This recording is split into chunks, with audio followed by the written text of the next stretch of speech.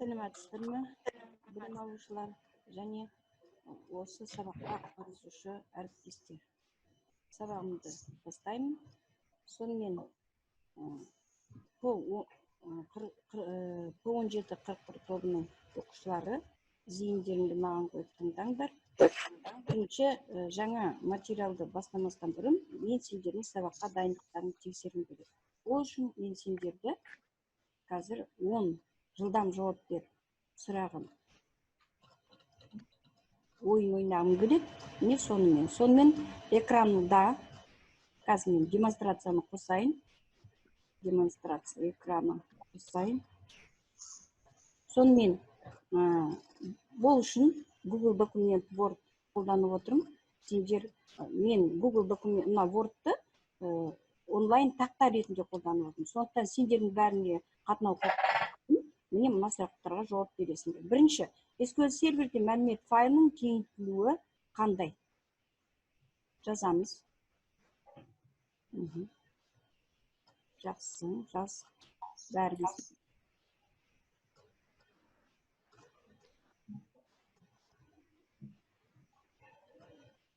Мен көрмей отырмын, жазыңдар, дұрыс. Жақсы, бәріңде жазыңдар ма? Жазғандарың галочка қойып қойыңдар, мен көретін болайын. Міне, дұрыс. Бірінші Дильназ жазды. Екінші сұрақ. Транзакция журналы файлының қызметі қандай?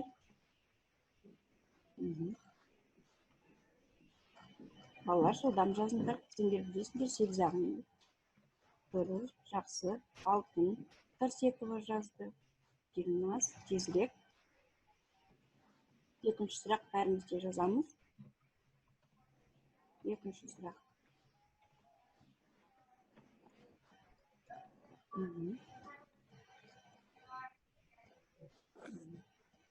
Так, жақсы. Үшінші сұрақ. Міне мынада SQL сұрау берілген. Әрбір жолына нүкте қойылған жерге жазу керек. Сонымен create database. Дұрыстап жаз. Create database сөзінен кейін, қызметтік сөзінен кейін не жазылады? Мәлімет қорының аты, ең соң жазу керек сөз жерде. Дұрыс. Алтын жақсы жазған. Екінші, on қызметтік сөзінен кейін. Келесі file name жазыңдар.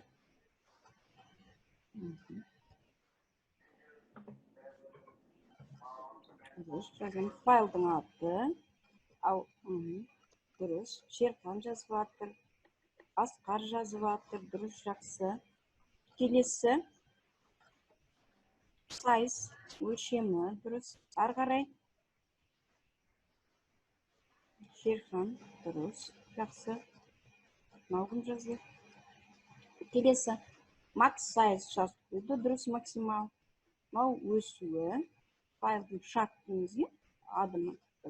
Және файлды анықтау. Ары қарай кеттік. Жасұлан жазып атыр. Жақсы. Алтайыр жақсы жазып отыр. Жақсы. Қайрат. Галочка қойып отырыңдар. Мына кімдер сияқты. Тек қана жазбай. Алтын жазып жатыр. Жақсы. Бос орын болса, 0 дейді. Query дейді. Жақсы. Сақталатын процедура. Дұрыс. Жақсы. Ақтаев молодец. Санияр. Жарайсың. Жақсы. Келесі. Мына жерде 7-ші сұрақ. 7-ші сұрақ. 7-ші сұрақ. Не параметрлер тасымалдайды және нәтижені қайтарады? Қайды. Қандай нысан? Турын емес. Мынау нысан. Жаңа мына жерде жазыңдар. Сақталатын процедура не істейді? А мынау не? Осыған ұқсастағы қандай нысан бар еді мына жерде? Жазыңдар. Оператор емес, нысан, мәлімет қорының нысаны.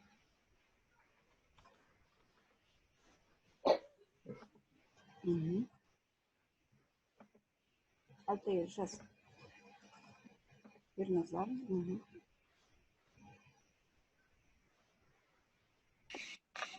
жазамыз, уақыт өтіп жатыр. Болыңдар. Келесі мәлімет қор интерфейсі арасындағы байланыс, ақпарат алмасуды жазамыз.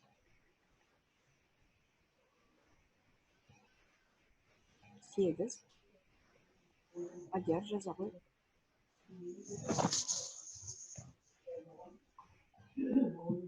Жазамыз. Сақтайсыңдар, жібересіңдер сосын. Менде сақталады өзі. Бұл онлайн режимде жұмыс істеп отырсыңдар. Өздерің білесіңдер, менде ол сақталады. Так жазамыз. Болыңдар.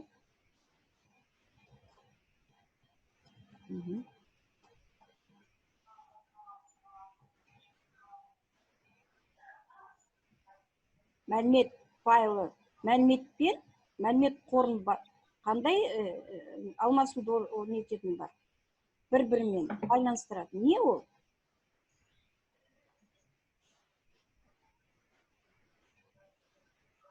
Болыңдар. Қандай интерфейс қолданылады? Бұл жерде. Жақсы. Клиент сервер дұрыс алтын. Так.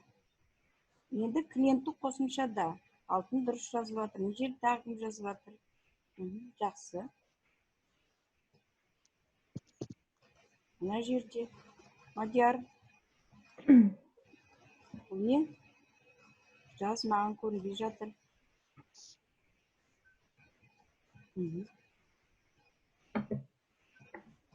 Негізгі элементтері қандай?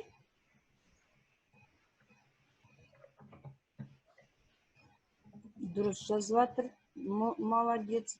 Байланыс сандары дұрыс Саида. Енді мынау интерфейсті жазды дұрыс. Енді ең соңғы сұрақ. Клиенттік қосымшаның негізгі элементтері қандай?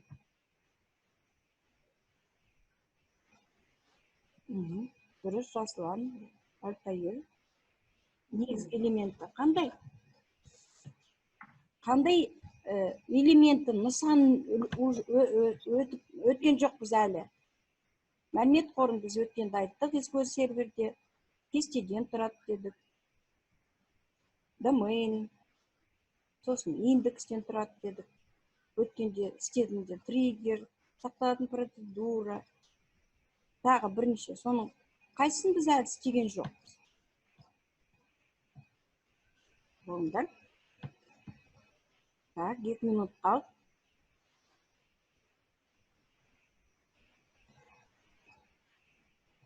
Параметр тасымалдайды. Неменде мынау? Немесе дейді, неге бүлдіріп тастадың мені? Болыңдар. Так, бірінші сұрақ бар. Екінші сұрақ өзі бар. Так, үшінші сұрақтар бар. Дұрыс. Төртінші. Дұрыс. Так, 5. Сақталатын процедура. Мына жетіні білмей отырсыңдар. Сақталатын процедураға ұқсас тағы қандай нысан бар еді мына жерде?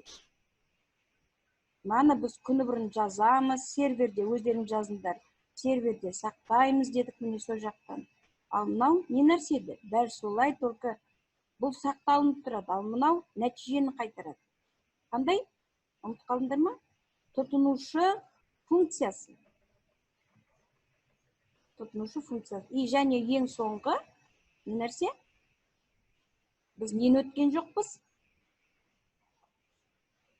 Қосымшаға не құру керек енді ең соңында бізге?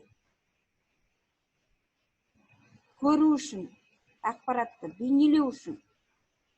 Отчет мұғалім. Қаттырақ. Не дедің? Жаза ғой.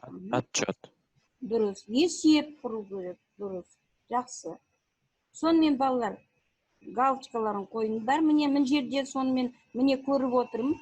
Сабаққа дайынсыңдар. Алтын, Дильназ, міне қаншама алтын, Дильназ, Жасулан, тағы Жардымов, Ардагер, міне жерде алтын, Дильназ. Сонда көріп отырсыңдар. Міне мына балалар сабаққа бүгін дайын екен. Қалғандарың тоже жазып жіберіңдер.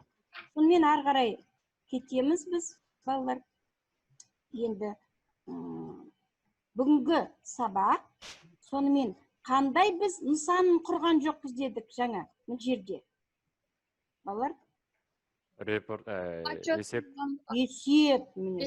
Клиенттік қосымшаның негізгі элементі пішім және есеп болады. Біз пішімді құрдық өткенде. Ленталық пішім, кестелік пішім, неше түрлі жаңағы. Ал біз есепті құрған жоқ. Сондықтан дәптерлеріңізді ашыңдар, бүгінгі күнді жазыңдар. Сабақтың тақырыбы есептер, есепті құруға арналған нысандар.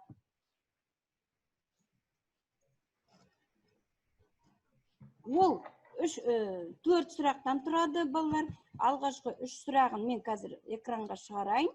Міне, мәлімет қоры, бүгінгі тапсырма, міне, есептерді құру, есептермен жұмыс істеуге арналған нысандар. Сондықтан, бірінші сұрақты жазыңдар, балалар. Бүгінгі бірінші сұрақ, сабақтың тақырыбын жазыңдар. Енді сұрақ, есеп және оның ерекшеліктері. Екінші сұрақ, есептің құрылымы. Үшінші сұрақ, есептің құру кезеңдері. Үлгірдіңдер ме?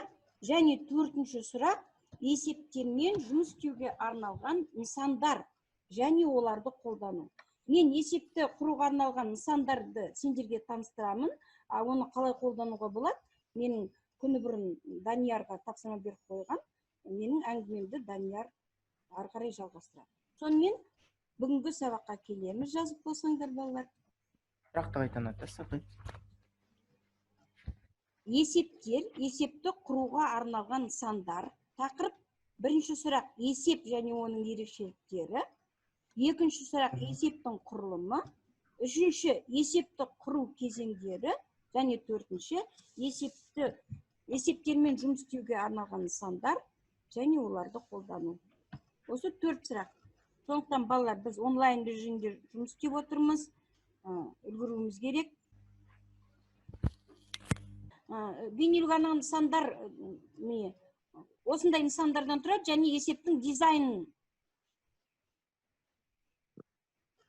бейнелейтін нысандар болады. Екінші, жаңа біз айттық, мәлімет көзі өрістерінен тұратын жаңағы нысандар тұрады. Онда қызметтік ақпарат бейнелейтін нысандар болады. Келесі, рәсімдеу нысандар. Енді біз оларды оформление, рәсімдеу, не сонда қолданылатын нысандар. Осындай 3 түрлі нысандар қолданылады. Және енді жеке-жеке емес, кейбіреулеріне ғана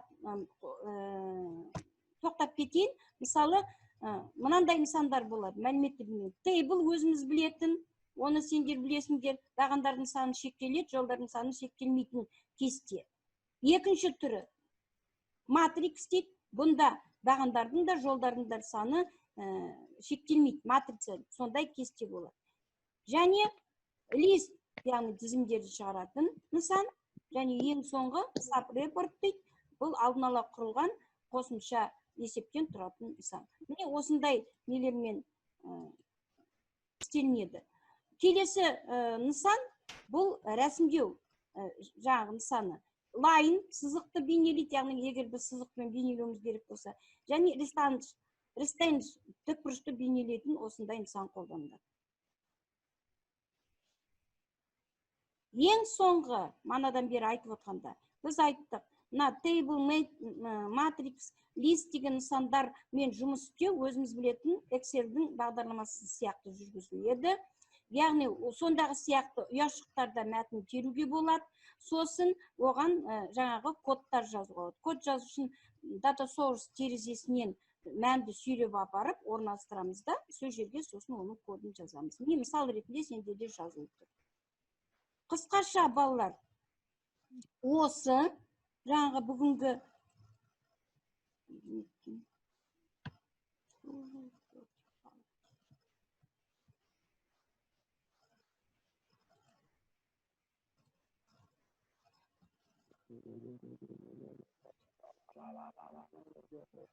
так, балалар,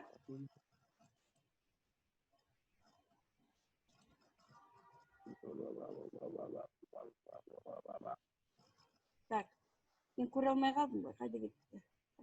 Очень удобно для хозяев. Более того, если подходить к Тимка микрофон өшір.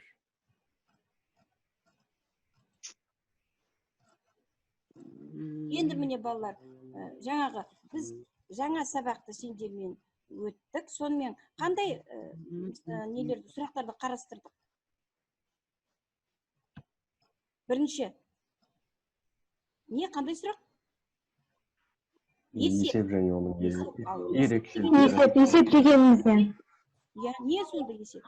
Ол клиенттердің көмегімен бізге керекті ақпаратты шығаруға көмектеседі. Яғни Есепті құру үшін қандай бізге Visual Studio'ның нысаны керек? Visual Basic Windows формында. Я, сонда қандай нысанды орналастырамыз дедік жаңа? Report Viewer дегенді қолданамыз біз. Дұрыс, міне соны орналастырып. Енді қазір бізге жаңағы лабораториялық жұмыс бар. Қазір мен сендерге соны көрсетейін. Жаңағы неткенде. Так. Мені көріп отырсыңдар ма?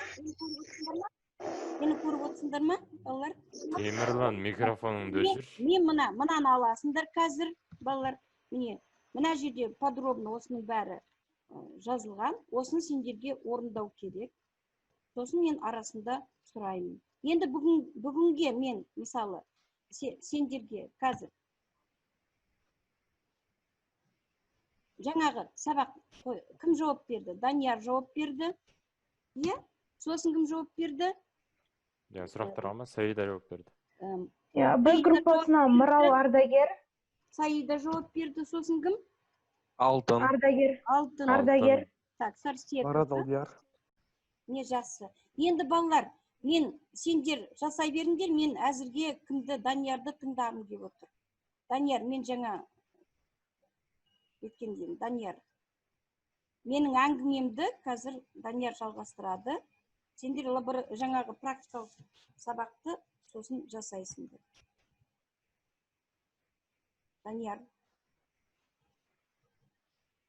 Данияр қосылғанша сендер жалғастыра беріңдер. Данияр. Ал, кәне, демонстрация экраны қазір мен қосайын саған, айта бер. Қазір,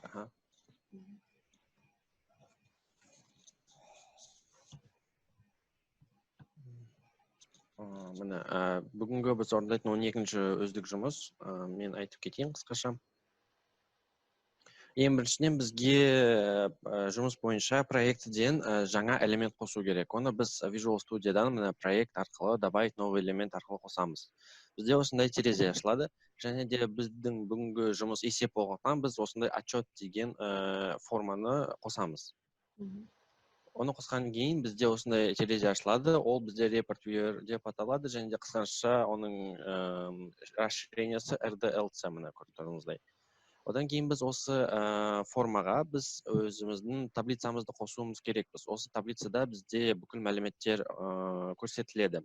Оны қосқан кезде бізде осындай терезе ашылады. Осы терезеде біз қандай сервердегі база данықпен қосылатынымызды көрсетеміз. Оның атауы міне датасет деп аталады, және де источник данықтан біз осы бізге керекті мәлімет қорын аламыз. Бізге осы өздік жұмыста студент база данықпен жұмыс істейміз. Осыны қосқан кезде бізде біздің таблица кішкене өзгереді, және де верхний және де данные деген екі бөлімшеге бөлінеді. Біз осы таблицамен әртүрлі іс-қимылдар жасай аламыз. Мысалға, біз строканы қоса аламыз, жолдарды, оны біз выше немесе ниже арқылы қосамыз. Және де одан басқа біз тағы да бағандарды қоса аламыз. Дәл солай, тек қана оң және сол жағынан деп өзгерте аламыз. Осылай бізге барлық студент база данықта 12 мәліметтер көрсетеміз. Міне, аты жөні, пол, дата рождения, осының бәрін біз көрсетіп шығамыз. Одан кейін бізде тағы да осы ячейкаларды біріктіруге болады. Кәдімгі Excel бағдарламасында сияқты. Оларды біріктіріп, біз оған атау береміз. Отчет таблица студент дегенді. Және де біз осы таблицаны көркейте аламыз, сіз айтып кеткеніңіздей. Біз границаларды өзгертіп, және де фондардың түстерін өзгертіп, адрес, шрифтерді бәрін өзгерте аламыз. Ендігі келесі біздің тапсырма ол жаңа форма құру, және де осы формада report viewer деген элементті басты, ол бізде есепті шығарады. Осы есепті біз закрепить в родительском контейнере деп басқан кезде ол барлық формаға бірдей таралады. Және де біз choice report дегенде біз report бірді таңдаймыз, ол біздің есепті шығарады. Және де біз алдында құрған 4-ші формада студенттер бөлімінде қосымша батырманы қосамыз, отчет дегенде, және де оны басқан кезде бізде осы біз істеген отчет пайда болады. Міне осындай бізде бүгін өзіндік жұмыс болды. Дұрыс, жақсы. Сонымен сендердің практикалық жұмыс, мен сендерге берген практикалық жұмыс, мына жерде тұрған. Ең соңында мынадай отчет. Жарайды, балалар.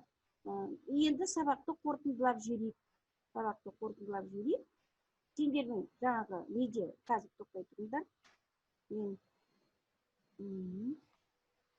Так.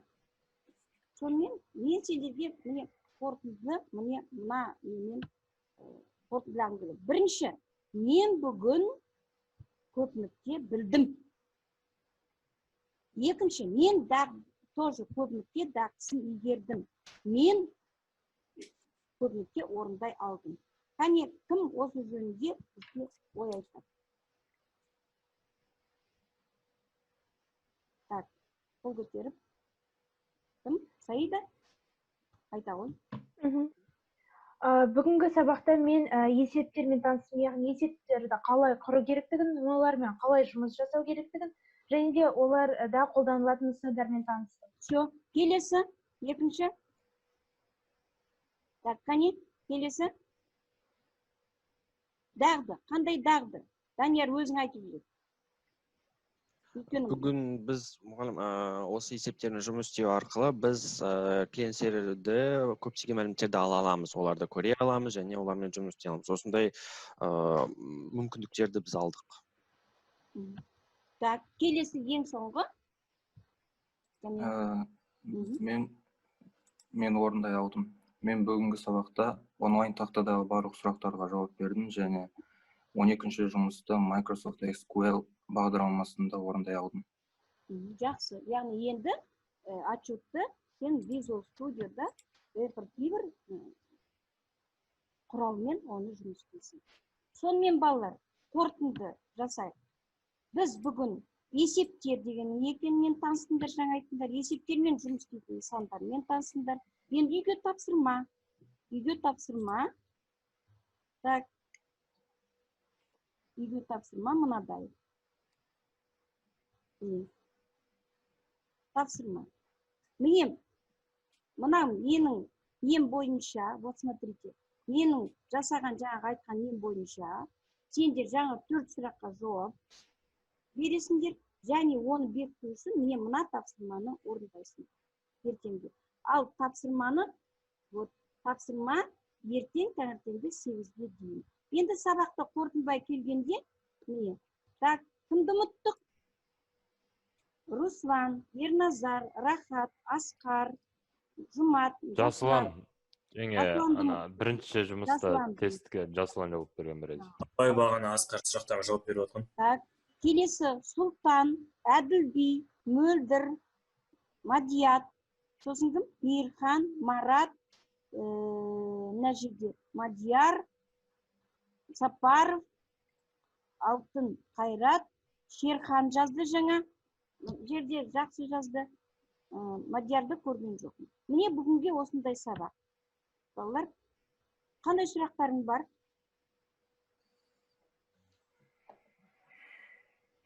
Сұрақ жоқ. Бағана Асқар сұрақтар. Бәрі түсінікті. Үй тапсырмасы сендерге берілді. Онда Сабақ аяқталды. Сау болыңдар.